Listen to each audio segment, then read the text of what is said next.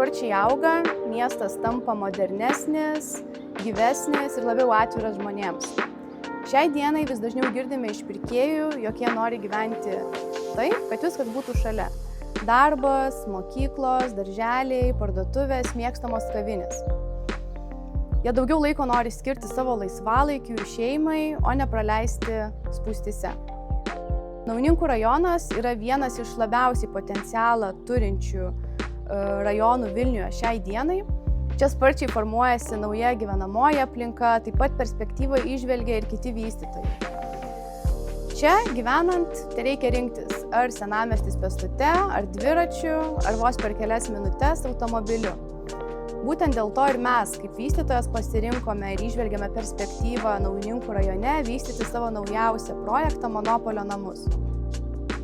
Kuriant Monopolio namus, taip kaip ir ankstesnius savo projektus, didelį dėmesį skyrėme žalioms poilsio erdvėms.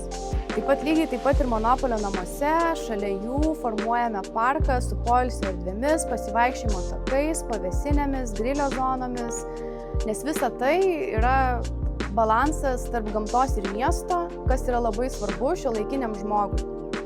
Funkcionalūs būstai, platus parkavimas vietų pasirinkimas, individualūs garažai, židiniai bei nuosava sporto salė ir parkas šalia namų.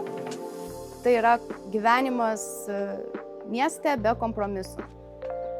Atvykit, išsirinkit savo namus ir raktus gaukite iš karto.